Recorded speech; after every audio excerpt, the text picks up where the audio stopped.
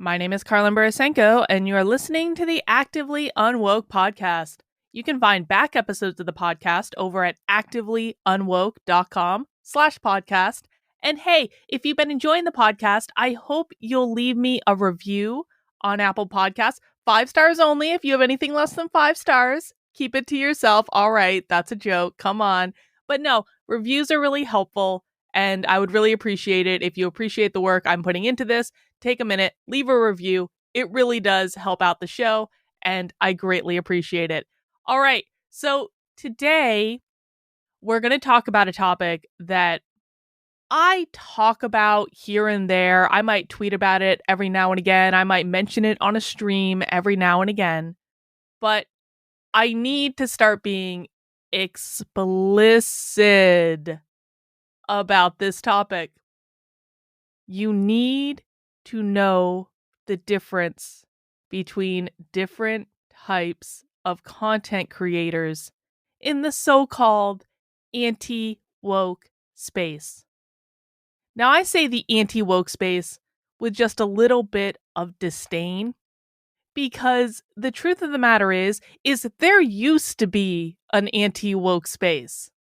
I've been in this game for over 3 years. I've been enmeshed in it 10 to 15 hours a day, almost every day of the week for the past 3 years, because I'm obsessed with understanding woke culture, woke ideology, the far left progressive plan, all these things. I'm obsessed with it.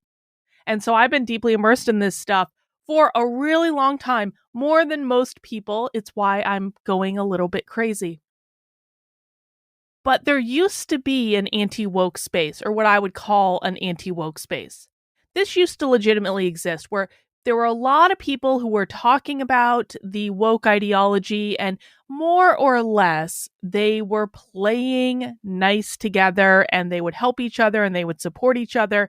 And it was actually kind of a really fulfilling thing to be a part of, probably for the first year and a half that I was in the space. And then Joe Biden took office. And then things started to devolve from there. And I think we can talk about a lot of different explanations for it.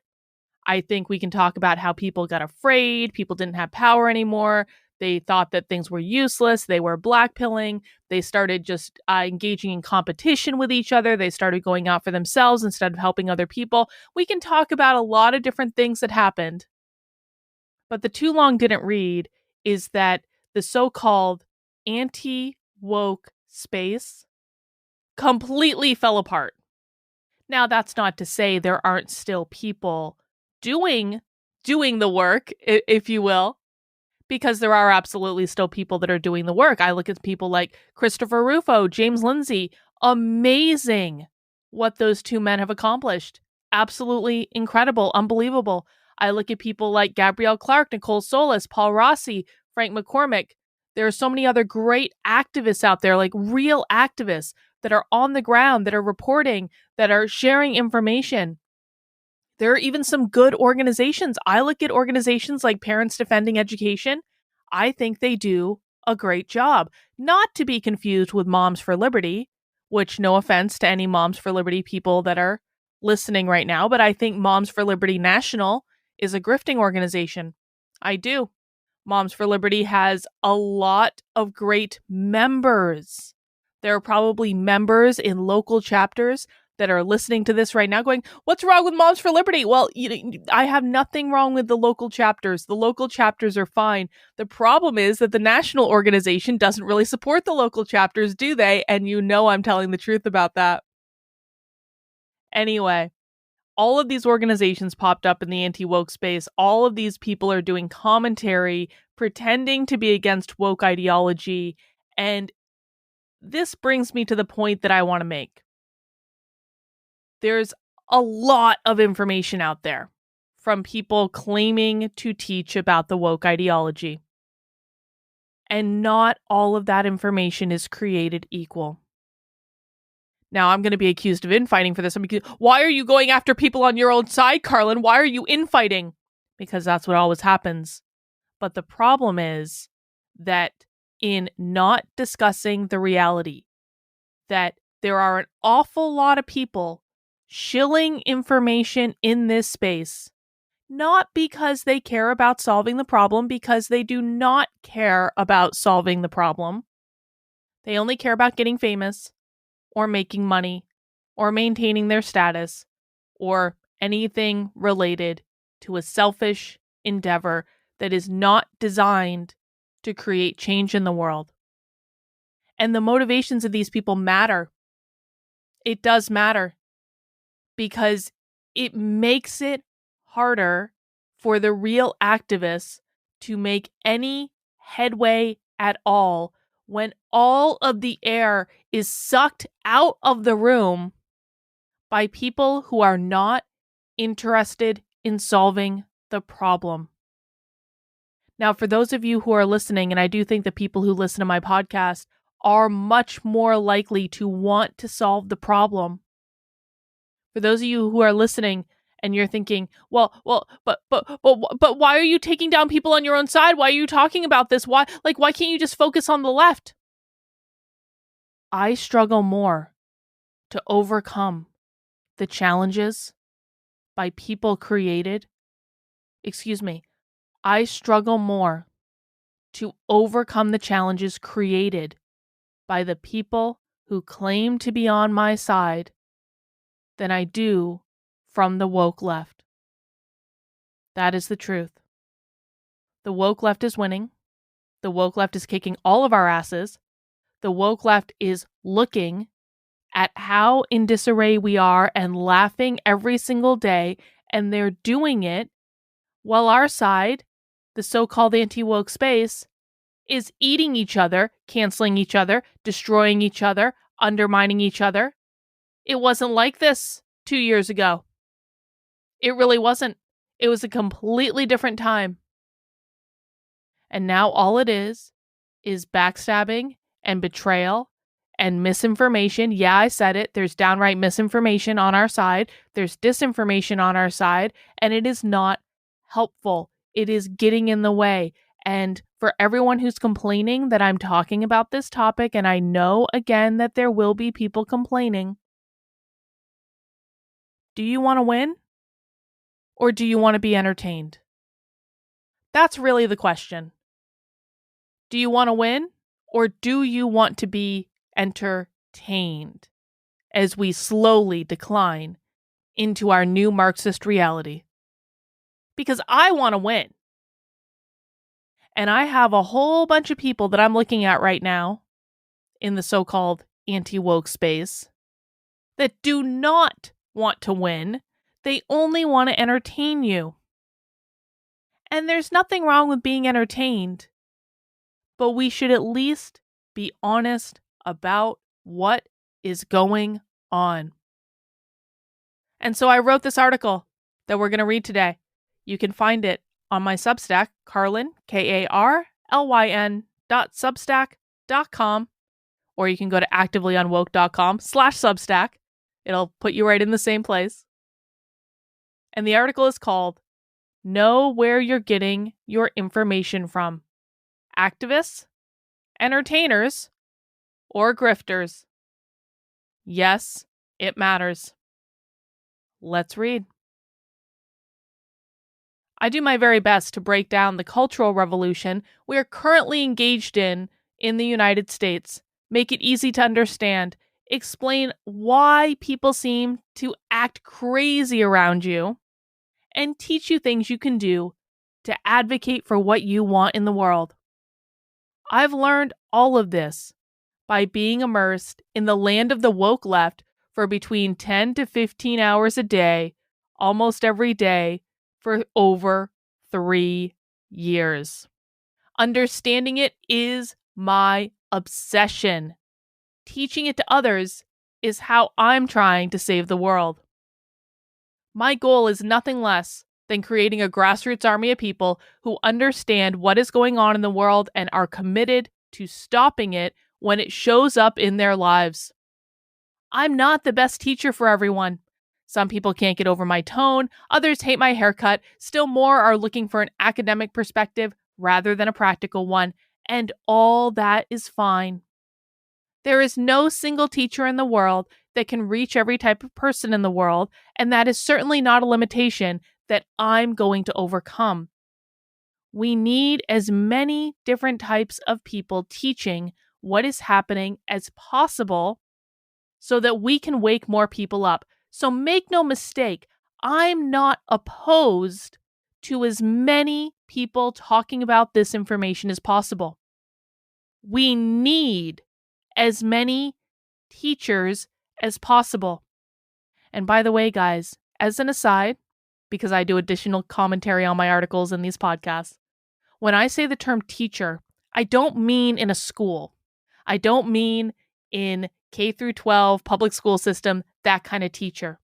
If you are sharing the information that you have with other people, you are teaching them. If you're telling your friends about this, you are teaching them. If you are making videos about it, writing articles about it, going online on Twitter or any of the other platforms and talking about it, you are a teacher.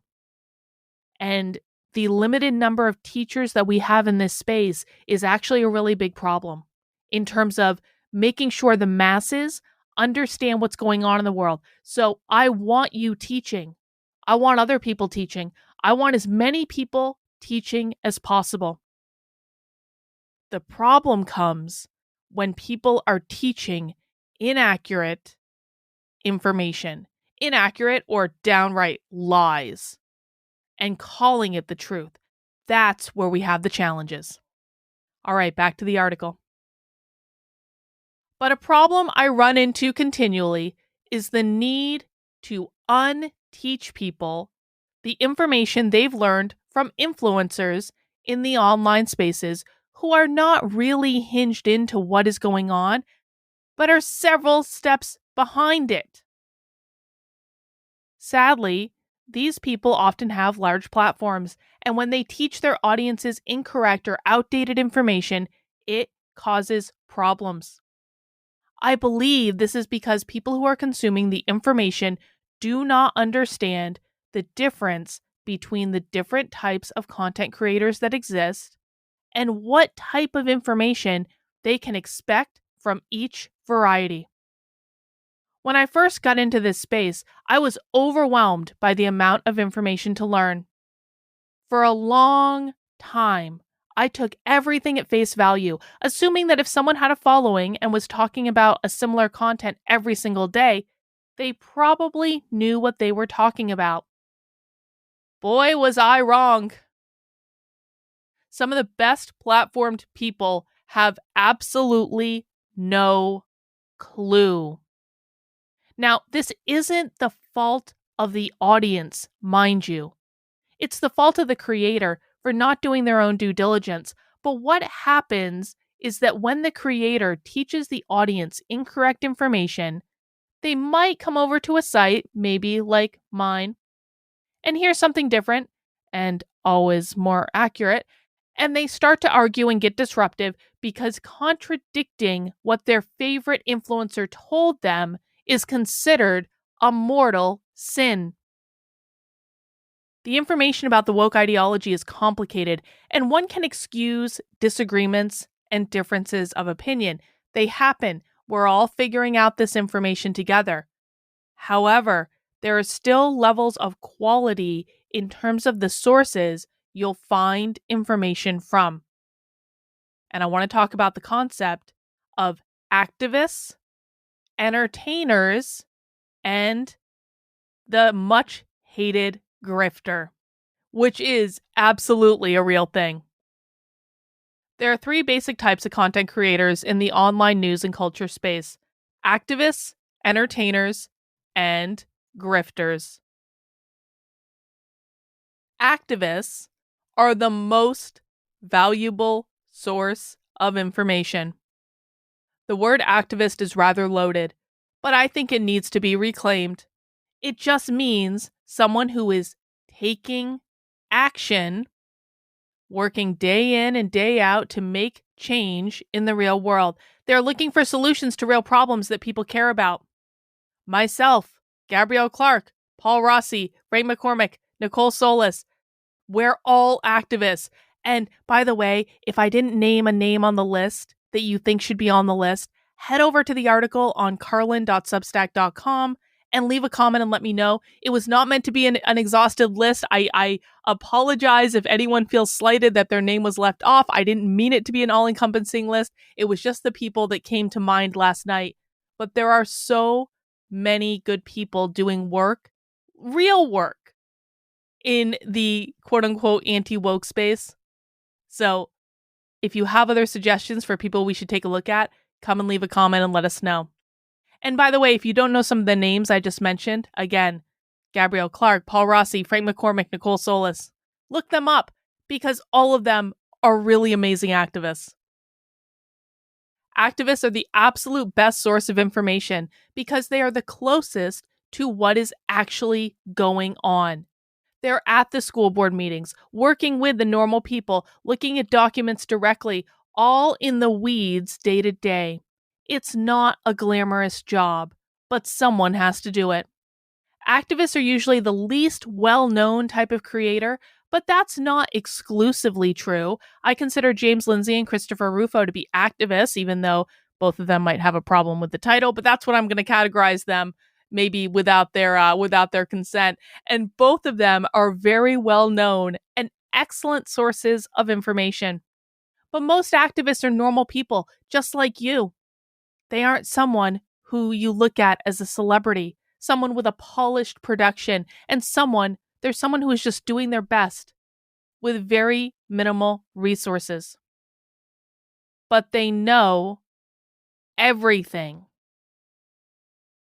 Entertainers are the next best source of information, but are always getting their information from activists.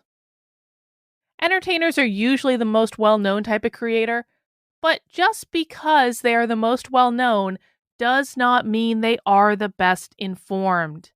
These are typically political commentators or pretend journalists. And by pretend, I mean they don't actually do any journalism directly. They just report on other people's journalism, oftentimes without giving credit to the original source, although they do give credit sometimes. It just depends.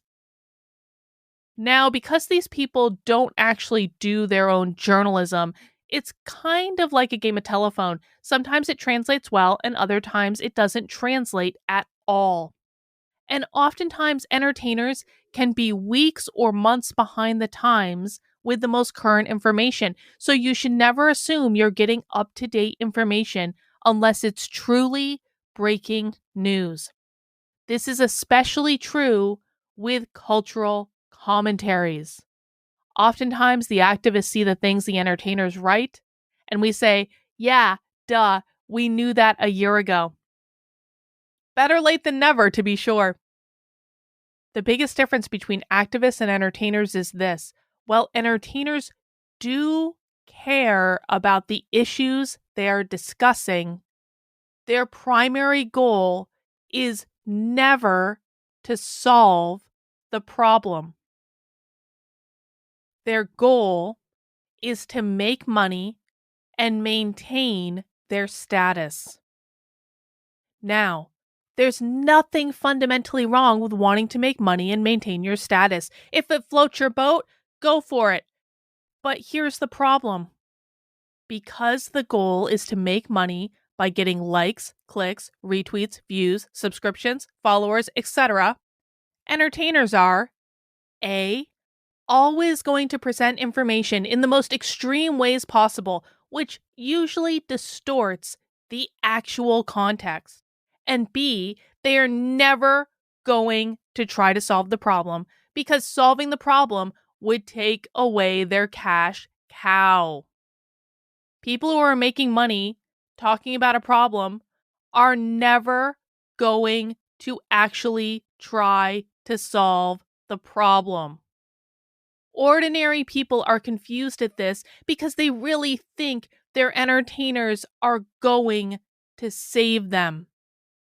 They think that just because they see them talk about a problem means that they care enough to do something about it. Entertainers are not going to save you.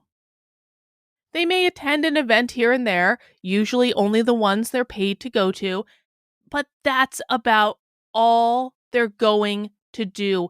And we need to be honest about this. Their job is not to solve the problem, it's to entertain. I want to just jump off script from the article here for a second and talk about this because I can understand why this would be disappointing for people. It was incredibly disappointing for me. During 2020, I was connected to so many of these people who I now consider to be nothing more than entertainers. But I really thought they cared about the problem at the time. I thought that they cared about the problem as much as I did. And so I put so much energy into things, and I would go and give them to people who you think care about the problem. Say, look at this. Can you believe this? This is crazy. How can they do this? And they didn't care at all. Or they would pretend to care and they would tell me they were going to do something and then they would never do it. Or they would offer resources that weren't really resources. And I'd say, well, but that's not really going to work for this. And they wouldn't understand why, because they hadn't actually taken the time to understand the problem.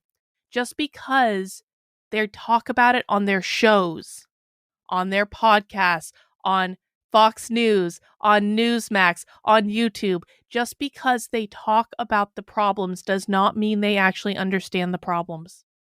And it does not mean they're going to do anything to fix the problems. If I call someone, and this has really happened, and I say, there's an event going on for this thing, and I think it would be really great if you were there. And the first question they ask is, well, can they pay me? And I'm not talking about someone who is not well off in this example. I'm talking about someone who is extremely wealthy. If their first question is, how much can they pay me to be there? I'm sorry. You don't actually care about solving the problem. You only care about enriching yourself on the problem. And that example, that person, I'm not going to say who it is because I'm not going to step in that particular hornet's nest. But that's a real story from someone that if you're listening to this podcast, you know who they are. Big time entertainer with millions of subscribers.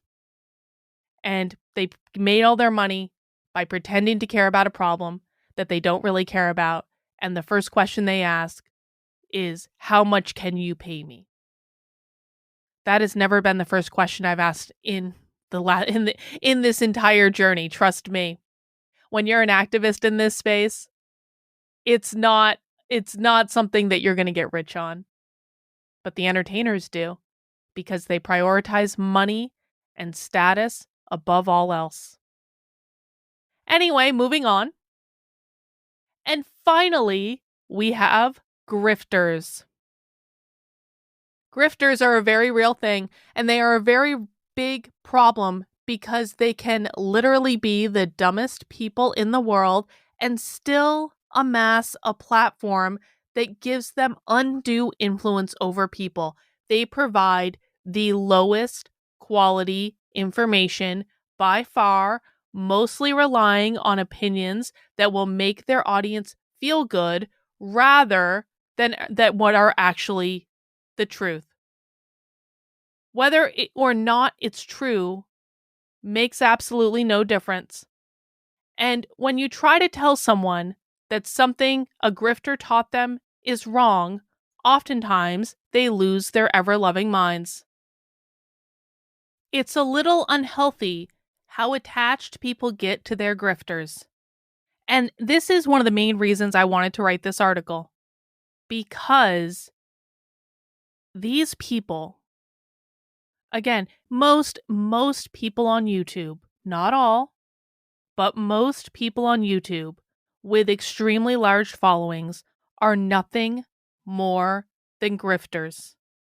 These are people who will literally make videos telling you whatever they think is going to either make you feel good or outrage you the most, and that's all they care about. And they are some of the dumbest people in the world.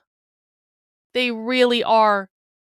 These are people who are the bottom feeders of society. These are people who I look at, and I look at They were in the remedial courses in school. And you know what? Listen, not everyone learns in the same way, and everyone has value in the world. They really do. I'm not trying to talk down to people who are not at a certain level of intelligence. There are all different types of people in the world, and everyone has value, and everyone has different things that they are really, really good in. However, just because you can film something and put it on YouTube, which every single person can do, does not mean that you should. And it does not mean that you are contributing anything valuable to the world. You want a name? I'll give you a name. The Quartering. Jeremy Hamby. The man who Tim Pool just apologized to.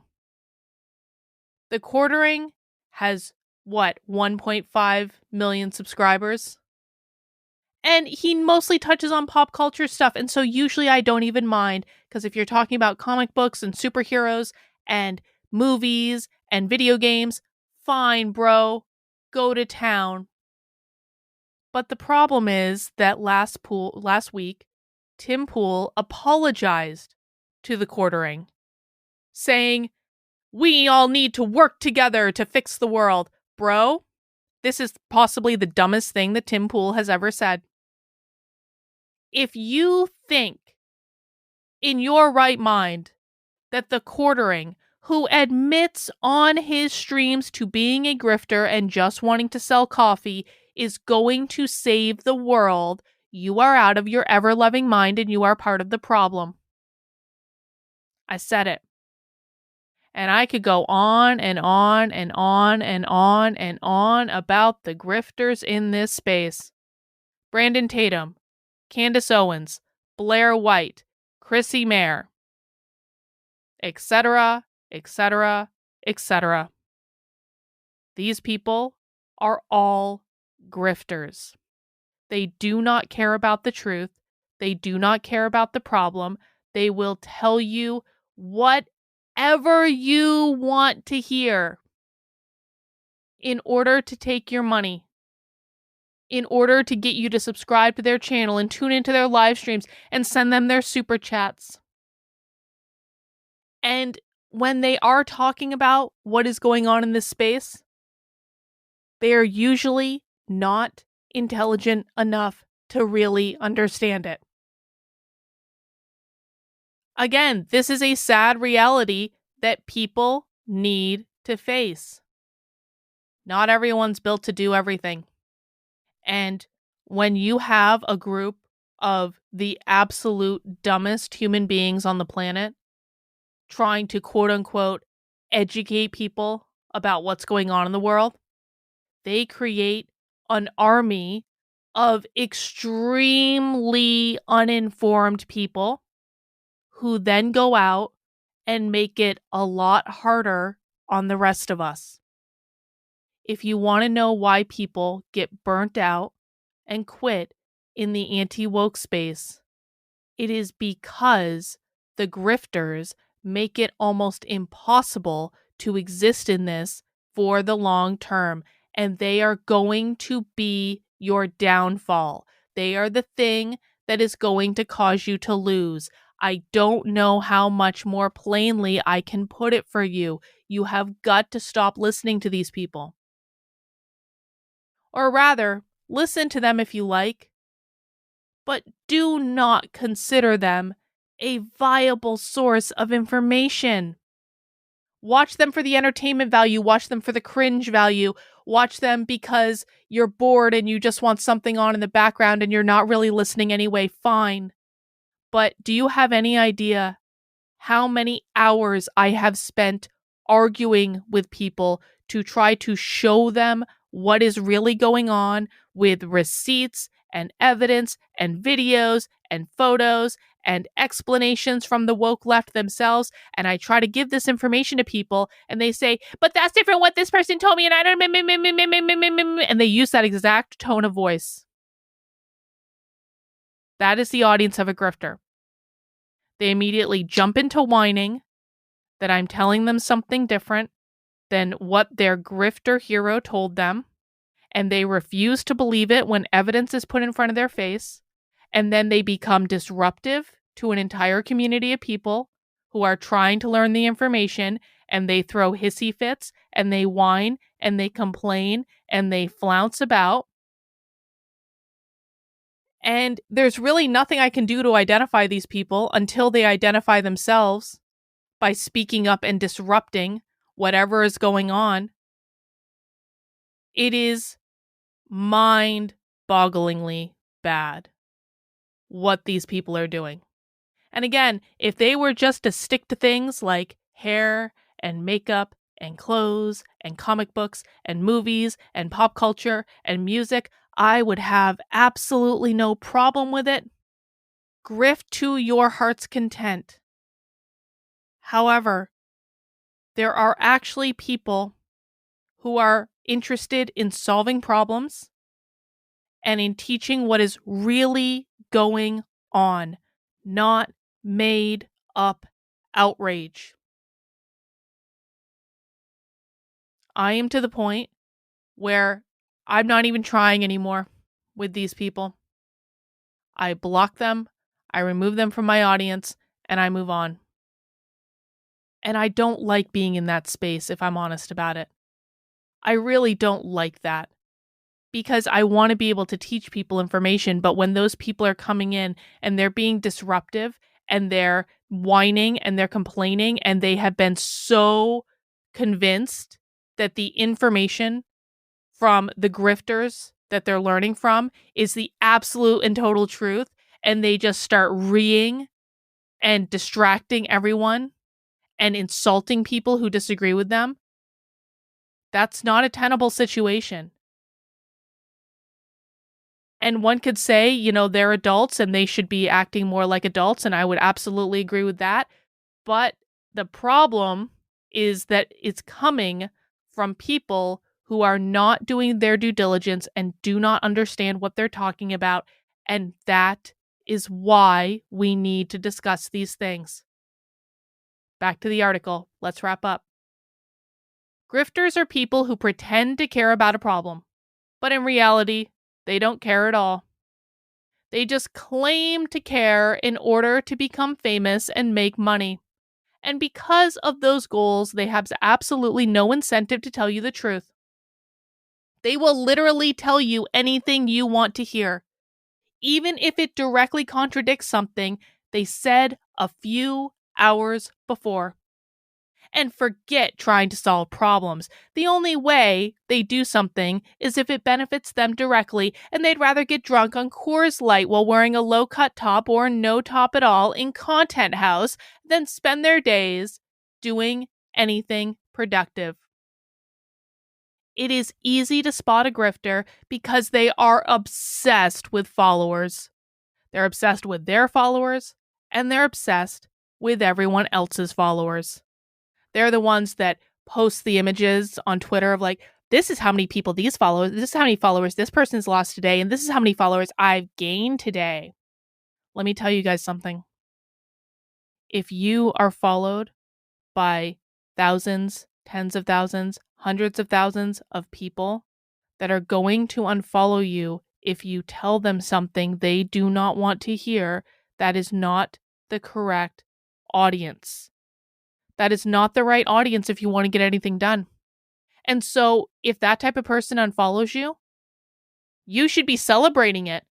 Because if that person wants to try to hold you hostage to telling them what they want to hear over what the truth is, then that person is not going to actually be productive in this fight. That person wants to be coddled. That person wants to be taken care of. That person wants their little feelings fed constantly. And if you aren't feeding their feelings and making them feel good, then they're going to go find a grifter who will feed their feelings and who will make their feelings feel good. That's just the reality. And so people who are activists understand this. They understand that if numbers are going down Well, that's not the end of the world, because your job is not to be an entertainer. Your job is not to be a grifter. Your job is to activate people to take action. And in regards to that, a smaller niche audience is actually preferable, believe it or not, because that audience is going to be more engaged. They're going to be more engaged with you. They're going to be more engaged with each other. Whereas people who will unsubscribe or unfollow because you say something they don't like, they belong with the grifters. This is why the grifters are so obsessed with numbers, because their only goal is to get as many people following them as they can possibly get so that they can have the platform, so that they can make money, so that they can show off their boobs in Content House and drink Coors Light on the internet while they're sitting in a swimming pool in a bikini top. And these are people that you expect are going to tell you what's really going on in the world. I didn't make up any of that. All that's real. Another way you can tell a grifter is because they're always reading other people's work with no original journalism of their own, and they live and breathe on outrage. They will take something that is innocuous and blow it completely out of proportion just to make you outraged. Grifters are the reality TV segment of the internet. Would you take advice from your average reality TV star? Probably not if you're smart. Then why would you let them teach you about what's going on in the world and what to do about it? So proceed with caution, folks. There's nothing wrong with liking what you like, but just be aware of the type of creator they are. If you want to watch grifters for cringe value, who am I to judge? Please, just don't come here and tell me their information is more accurate than mine, because I will laugh in your face and I won't feel badly about it. Here's my rule of thumb. Support the activists, because they're going to solve the problems that you claim to care about. Support the entertainers if they entertain you. But be really clear that they will never solve the problems they're talking about. And avoid the grifters at all costs. They provide nothing of value to the world, and we'd be farther along in the battle for the culture if they did us all a favor and focused on movies or fashion or something vapid rather than getting in the way of the adults trying to do the real work. So perhaps a bit of a rant, but I do actually think this is important. If you have questions about where your favorite entertainer or activist or grifter stands, or you're not sure which category they fall in, head over to the article on Substack. Again, it's pinned right to the top at carlyn.substack.com. That's KARLYN.substack.com. And ask in the comments, and I'll tell you. I'll tell you whether or not I think your favorite person on the internet is a grifter or an entertainer or an activist. And yes, I do know who most everyone on the internet is. And if I don't have an opinion about it, I'll tell you that too. But I'm happy to teach you. I am happy to download all the information I have to make sure that I'm spreading it to as many people as possible. All I'm asking is that please make it a little easier on me by not listening to the people who obviously have no interest in the truth. All right, guys, that's all I've got. We'll catch you next time.